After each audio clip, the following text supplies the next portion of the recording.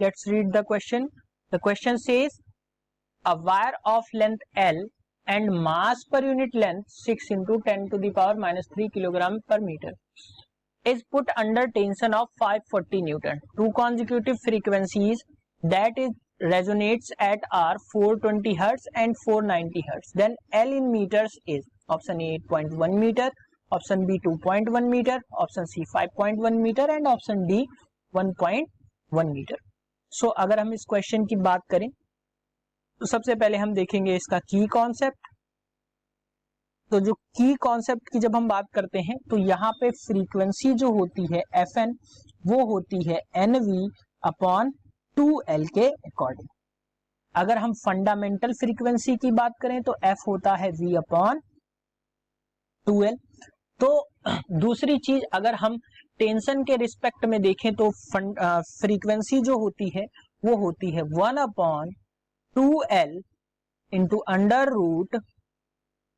Root T by mu, जहां पे T जो है वो टेंशन है दैट इज इन न्यूटन और जो म्यू है वो लीनियर मास डेंसिटी है, लीनियर मास डेंसिटी. तो यहाँ पे जो वैल्यूज गिवन है उसके रिगार्डिंग हम देखेंगे. तो सबसे पहले हम यहाँ पे जो फ्रीक्वेंसीज गिवन है वो अलग अलग गिवन है. तो कॉन्जिक्यूटिव फ्रीक्वेंसीज गिवन है. तो जब हम फंडामेंटल फ्रीक्वेंसी की बात करते हैं,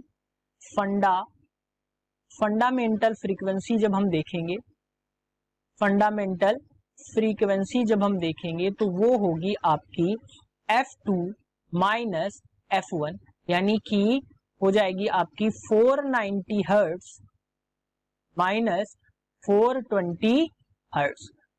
ये जो आएगी वो आएगी आपकी 70 हर्ट्ज जो है ये फंडामेंटल फ्रीक्वेंसी.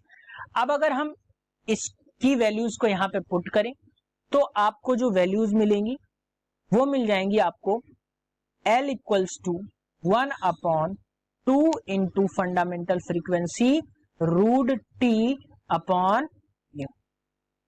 वैल्यूज को पुट करेंगे 1 upon 2 into fundamental that is 70 under root T की वैल्यू है 540 upon 6 into 10 to the power minus 3. So जब हम इसको सॉल्व करेंगे तो ये आ जाएगा आपका लगभग 300 अपॉन 140.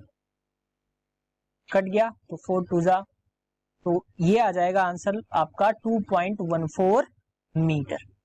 सो जो यहाँ पे लंबाई आई, लेंथ आई, वो आई 2.14 मीटर, लेकिन ऑप्शन में ऐसा कुछ गिवन नहीं है तो इसका हम राउंड ऑफ करेंगे तो ये लगभग आ जाएगा 2.1 मीटर. सो जो लंबाई आई उसको एक डिजिट डेसिमल के एक डिजिट तक ही हमें देखना है तो 2.1 मीटर जो है लंबाई आई. So the appropriate answer for this question is option B that is 2.1 metre. Hope you understood it well. Best of luck.